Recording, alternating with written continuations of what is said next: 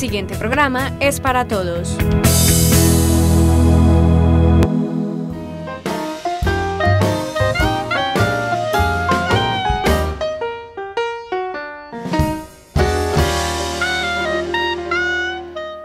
Televidentes de Tinteando con la Firma, buenas noches. Nuestro tinto de hoy, que es La Cabaña, café de origen, no lo vamos a tomar con un invitado muy especial. Se trata de don Nelson Arango Arango, profesor, rector del Liceo Juan de Dios Uribe, y hoy en la faceta de director de la Tuna Andina. Don Nelson, buenas noches y bienvenido a Tinteando con la Firma. Buenas noches, Juan Carlos, y muchas gracias por la invitación. Bueno, Nelson, para mí que esta foto es inédita porque yo recuerdo que usted fue mi profesor de español y literatura, ¿sí? Claro. Y ya más acá nos encontramos con que el nombre de Tinteando con la Firma se lo propusimos a usted, que si era viable utilizar esa palabra de tinteando, entonces usted es el artífice de este nombre, ¿quién lo creyera? No, ni me acordaba de semejante buen episodio. Las huellas que deja uno en la vida, ¿cierto? Claro.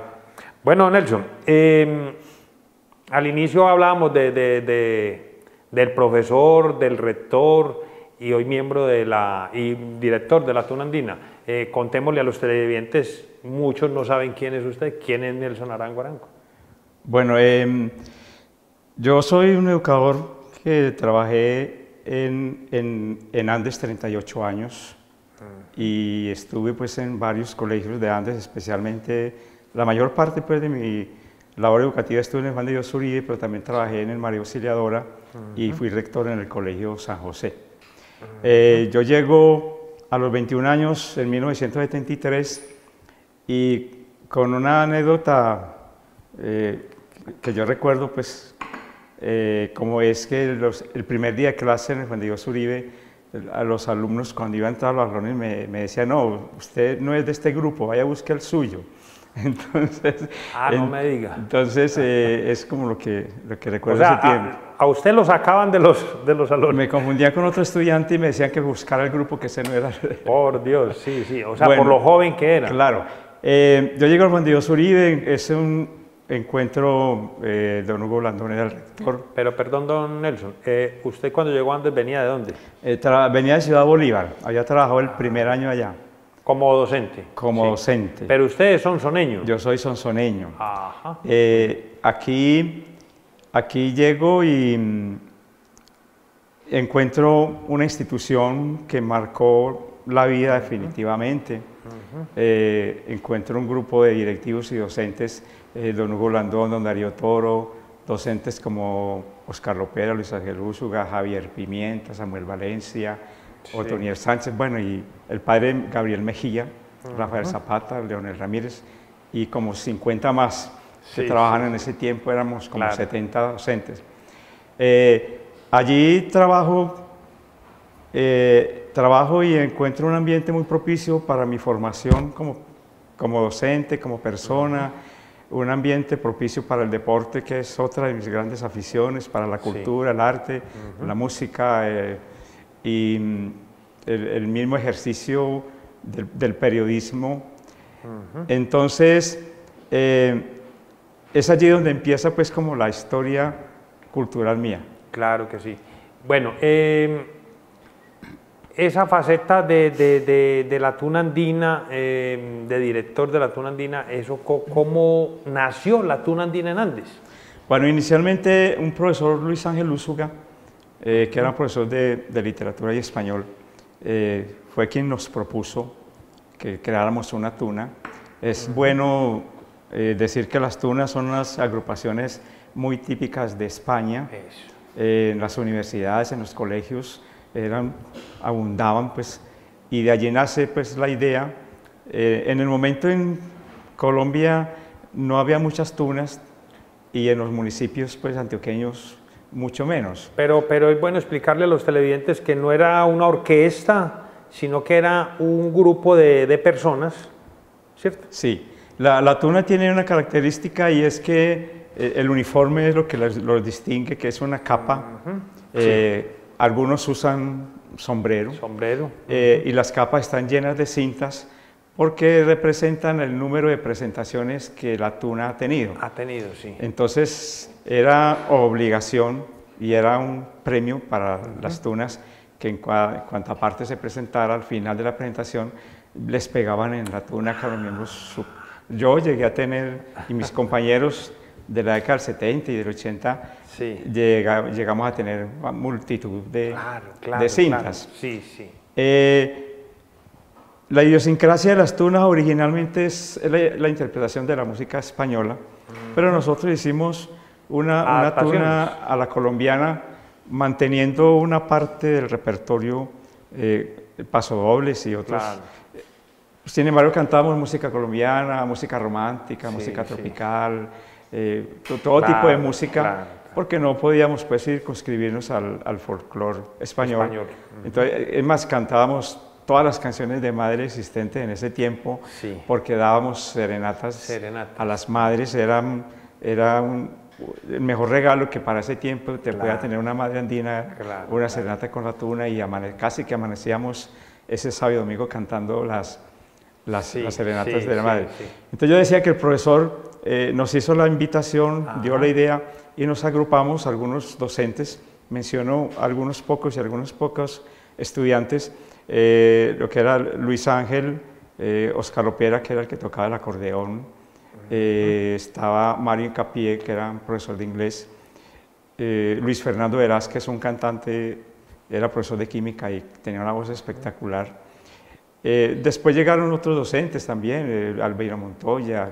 Unos entraban, otros salían. Un docente que murió hace un mes, Pedronel Escudero, un músico muy destacado de la Universidad de Antioquia. Martín Góez, Norberto Foronda como docentes, y algunos pues que se me escape. Y en ese momento había unos estudiantes, en esas primeras agrupaciones estaba Gildardo Restrepo, que era el hijo del que manejaba el teatro, que lo llamaban descuadrado, los descuadrados. Los descuadrados, también estaba Clara Correa, estaba Rocío Araque, Gloria Cecilia Gallego, Gloria Elena Gallego, bueno, y después pues fueron llegando decenas y cientos de estudiantes, hasta madres de familia con sus hijos, con sus hijas. Bueno, es muy larga pues el listado. Y se convirtió la tuna para nosotros, para los que empezamos y para los que iban llegando, se convirtió pues en una pasión y en un ejercicio semanal de ensayar, de aprender las canciones, las voces, las coreografías.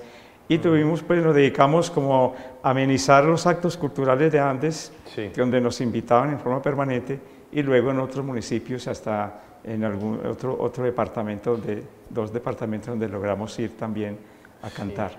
Bueno, ¿cuántos miembros agrupaba la tuna? Generalmente tenía alrededor de 20 personas, 20, 25, pues variaba porque la gente iba y venía, pero se mantuvo más o menos un número de 20. Bueno, ¿cuánto tiempo duró la tuna andina? ¿Cuándo fue la última presentación? La tuna duró 25 años. La última presentación fue en el año 1998. 98. 25 años bien vividos y bien cantados. Bueno, a ver, se salió por la puerta grande. ¿Qué causó que no se siguiera la tuna andina? Porque tenía muy buen nombre y muy buena acogida. Claro, siempre disfrutó de buen nombre, buen prestigio. Además era un ámbito de la alegría permanente, no solo por las canciones que se cantaban y se bailaban, sino porque es que la tuna irrigaba alegría en cualquier parte que se presentaba, y por las muchachas, los muchachos, la forma como ellos interpretaban, no lo hace sino una tuna, Claro. Entonces, eso terminó en 1998. Yo ese año fui nombrado como rector del Colegio San José. Entonces ya yo que era el director desde hacía 20 años o más, ya me resultaba incompatible el ejercicio de la rectoría en un corregimiento y los ensayos y todo eso. Entonces, más o menos ese fue como el motivo, porque ya no podía seguir dedicado como lo hacía antes, ¿cierto? Porque uno tiene que no solamente pues ensayar, sino que previo a los ensayos hay un trabajo de investigación. En ese tiempo pues no había internet. Había que aprender las canciones de los discos, copiarlas, bueno, pasarlas a máquina, y hacer el montaje vocal muchas veces antes de llegar al ensayo, el instrumental. Siempre contamos con muy buenos músicos, muchos costandinos muy buenos y excelentes las voces que tuvimos. Qué bien, Entonces esa fue como la razón por la cual ya el tiempo no nos daba. Bueno, es difícil volver a dar pasos para el inicio de una nueva tuna. Yo creo que es difícil. O sea, los furores de las modas pasan. Sí. Entonces, hoy día en Colombia ya casi no existen este tipo de agrupaciones. En ese tiempo había muchas. A mí me parece como complicado. Lo que no se puede descartar es formar una agrupación musical, no con las características de una tuna, pero puede ser un coro, un coro, algo así, donde se pueda pues, cultivar la música en sus diferentes manifestaciones. Pero las voces en Andes hay voces maravillosas, las anteriores y las nuevas, y se podría pensar en un grupo. Bueno, don Nelson, hablábamos fuera de cámara de muchas personas a las que la tuna andina las impactó en su vida personal. Claro. Sí, nosotros pues, afortunadamente tuvimos la posibilidad de actuar en muchos escenarios, inclusive al lado de estrellas nacionales como los hermanos Monroy, que era en esa época el grupo humorístico y musical más famoso de la televisión colombiana. Y visitamos pues varios departamentos, y ese roce y la consagración y la orientación, el hecho de poder estar manejando las voces, porque cuando una canción se monta con 2, 3 o 4 voces, hay también una educación musical. Aunque hay algunos artistas que por cuestiones innatas tienen facilidades para hacer otras voces distintas de la primera. Hay gente que hace excelentes segundas voces, pero hay gente que son excelentes cantantes y no pueden hacer una segunda o una tercera voz. Entonces, pero en muchas ocasiones se aprenden también a hacer las otras voces. Entonces hay una educación cerebral de la música, de las cualidades naturales y de otras que se van adquiriendo o se van puliendo. Entonces, el hecho de estar varios años, muchos estuvieron 5, 6, 8, 10 años, empezaron niños de 6 o 7 años y se fueron cuando terminaron su bachillerato. Entonces tenemos algunos miembros que permanecieron en la actividad musical profesional, se dedicaron a la actividad profesional y viven hoy, después de más de 20 años, de 23 años de haberse terminado el grupo, siguen hoy viviendo la música, artistas de renombre como el caso de Sara Restrepo, que vive en Estados Unidos y vive la música. Hubo un muchacho, Carlos Mario Gutiérrez, que fue muy famoso en Andes en los festivales de la canción del 80 y 81, cantaba rancheras, era espectacular, y él cantaba y los hermanitos también lo hacían, y ese muchacho Carlos Mario, inclusive algunas veces ha venido cantando aquí a Andes en otro plan, canta muy bien y es un gran imitador de Camilo VI, y ellos han tenido agrupaciones y él vive de la música. Entonces, pues, también hubo un muchacho, Gabriel Araque, que grabó, también grabó un disco, Entonces, eso fueron incidencias de eso Qué bien. y nos place pues mucho. Qué bien. Ahora, ahí también estuvo Melfi Arboleda, y Claro. que ha tenido agrupaciones musicales Claro. desde la década del 90. Sí, sí. Melfi todavía pues, sigue trabajando la música Sí, muy bien. claro que sí, claro que sí. Bueno, Nelson, ¿qué anécdotas recuerda de esos viajes o de esas serenatas que daban? Sí, bueno, de serenatas una vez hicimos una revista musical, María Auxiliadora, y era como unos días previos del Día de la Madre, Sí. y nosotros entre el público rifamos una serenata. Entonces, y le dijimos a quien se lo ganó Sí. que le pusiera un trapito rojo para nosotros saber ¿Cuál era la casa? Y vivía ahí a un lado del cementerio. Y entonces llegamos a dar la serenata cuando había 5 o 6 casas con trapos rojos. Y dijimos, bueno, entonces aquí pues, se dieron cuenta que ese era el distintivo. Claro, Y claro. entonces al fin nos paramos ahí a ver qué ventana abría. Y otra de tres es que uno de los tunos tenía una novia en el barrio San Pedro. Perdón, Otra anécdota. Tunos son los integrantes de la tuna. Ah, perfecto. Tenía una novia en el barrio San Pedro, por ahí cerquita de la iglesia, para no dar datos muy concretos. Claro. Entonces, media cuadrita más arriba. Entonces estaban pues como de pelea. Entonces esa noche dije, uy, con la tuna Con vamos la tuna me paro. Y fuimos y dimos una serenata espectacular, mejor dicho, y solamente ladraba un perro. Y yo decía, me despertamos del perro y además que la novia también. Y al día siguiente en el parque nos dimos cuenta que esa noche la casa estaba vacía. ¿Estaba sola? Estaba sola. Por Dios, sí. Y en un viaje a Salgar, en unas fiestas del almidón que hacen allá, o hacían, Sí. el bus donde íbamos se dañó. Sí. En la última parte de esa subida que hay para llegar a Salgar. A Salgar, sí. Entonces nos tocó decirle a una de las muchachas que nos prestaran unas medias veladas para poder poner a funcionar La correa. andar el carro. Claro. Entonces con esas medias fuimos subiendo hasta que llegamos al municipio de Salgar. Entonces tuvieron que actuar sin medias.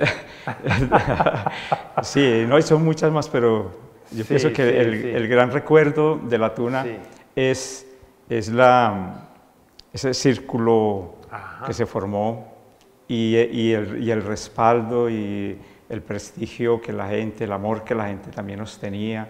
Hoy nos recuerdan con orgullo, nos recuerdan con afecto y eso nos llena mucho de satisfacción.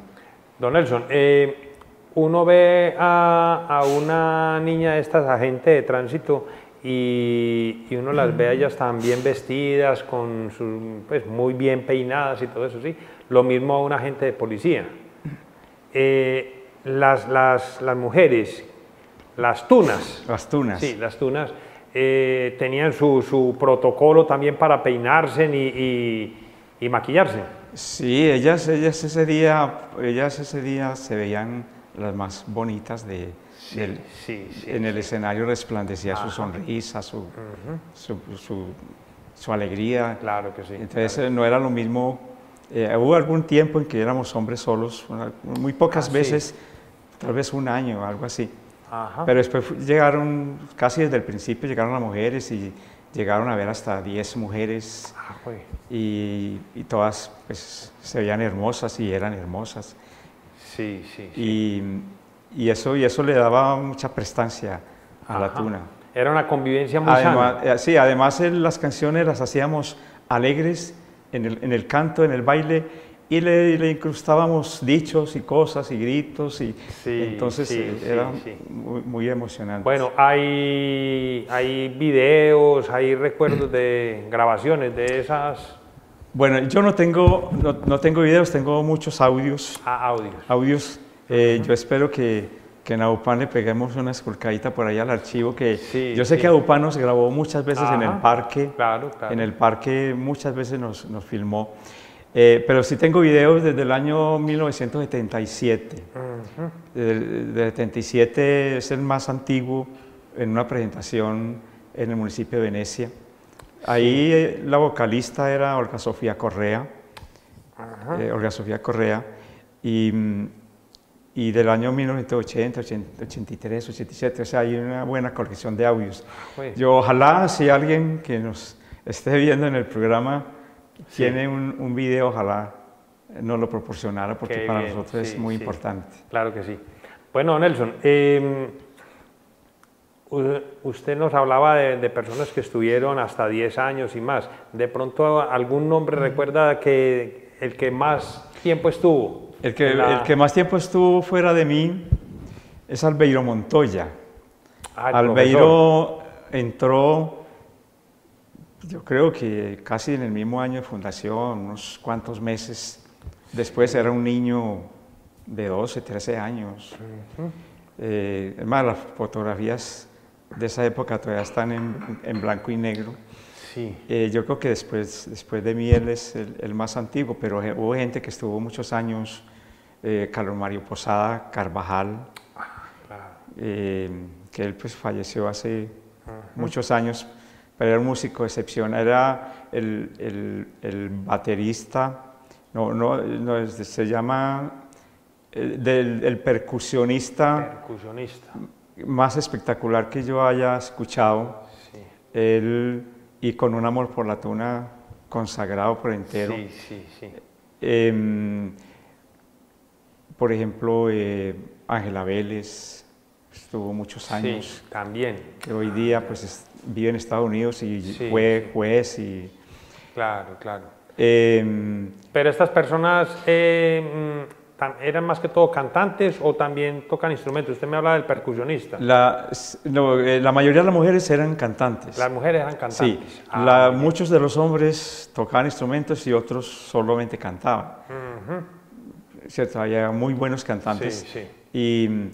Pero la mayoría, los que tocaban los instrumentos musicales, la lira, la guitarra, el tiple, eran todos hombres. Todos hombres, sí. Bueno, fuera de cámaras hablábamos de lo que eran las panderetas y las castañuelas, ¿sí? Las mujeres sí tocaban. Sí, las mujeres tocaban esos, aparte de que Carlos Mario también lo hacía, si era necesario, las mujeres tocaban la pandereta y las castañuelas. Son instrumentos de mucho garbo, porque son de origen español. Y entonces había... Y no solo es tocarlos, sino saberlos mover. Claro, ¿cierto? Hay que saber tocarlo, llevar el ritmo, saber moverse, saber mover las manos. Yo recuerdo Mercedes Colorado, que llamamos La Negra, lo hacía muy bien. Sí. Y las castañuelas y la pandereta, pues en la música flamenca, y tanto castañuela como de la música flamenca son instrumentos que no pueden faltar. Los grandes cantantes españoles flamencos son al mismo tiempo buenos intérpretes de eso. Claro que eso le da como el toque especial a esa música. Bien, y en la tuna, como cantábamos algunos pasodobles, obviamente había que incorporar esos instrumentos. Claro. Y el baile, lógicamente. Y el baile, claro. Claro que sí. Bueno, Nelson, ya se nos acaba el tiempo, pero no quería dejar pasar... pues porque usted fue una vida muy prolífica en cuanto a situaciones como el nacimiento del periódico El Cativo, ¿sí? La biblioteca pública, ¿sí?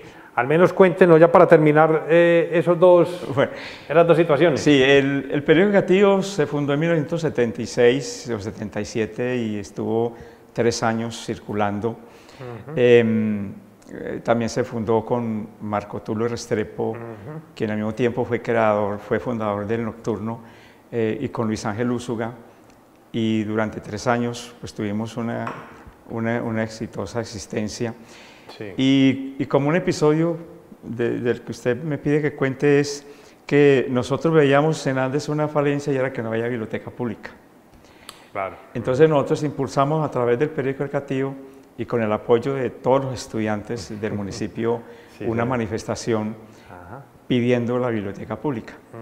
Eso salió todo el mundo y a raíz de esa manifestación se creó la biblioteca en la Casa de la Cultura donde, en un piso donde había una discoteca muy agradable. O sea, la otra cara totalmente diferente. Disfrutábamos mucho esa discoteca, inclusive ahí nos presentamos la Tuna la primera vez. Ah, no me digas, sí. Entonces, las autoridades municipales vieron que efectivamente era plausible la iniciativa, entonces terminaron ese contrato y se creó la biblioteca, y allí funcionó muchos años, 15, 20 años o más, hasta que se construyó la ciudadela educativa y se pasó para allá.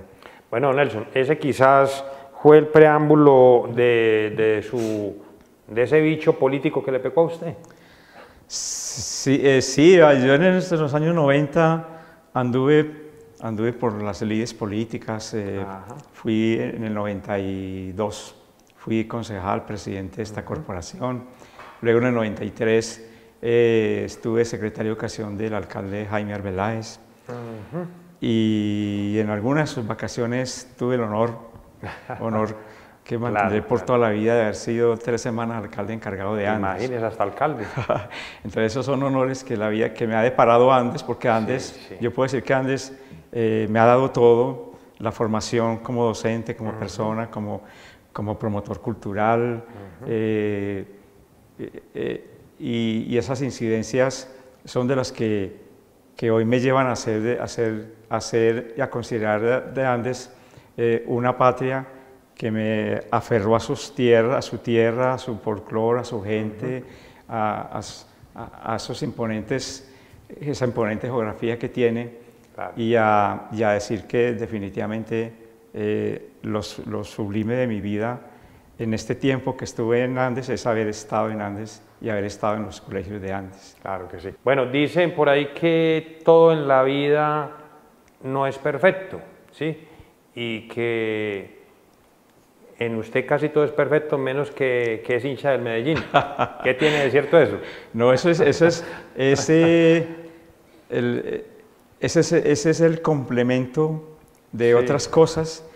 Es lo que yo no podría vivir sin que me faltara ese complemento después de ese trasegar por la educación, la cultura, la literatura.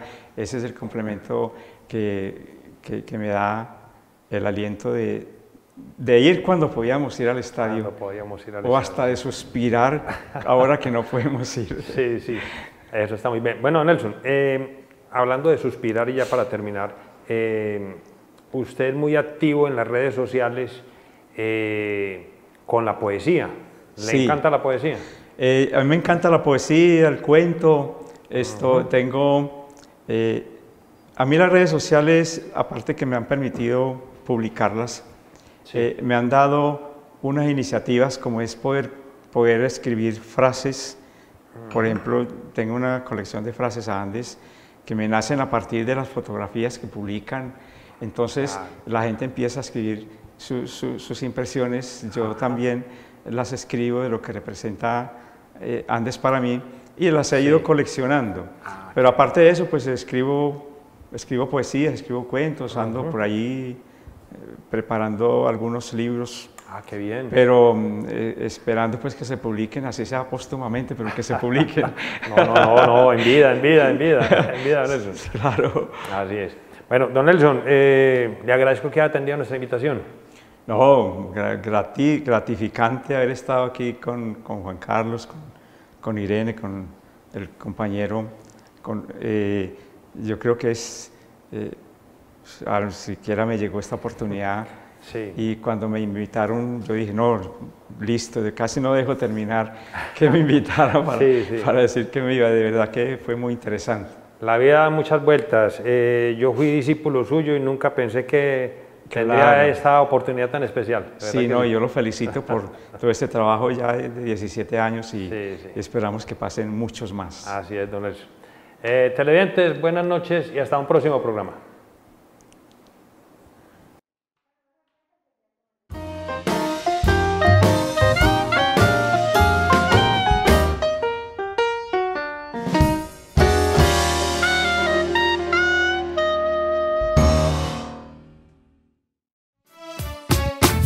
AUPAN, la televisión de los andinos.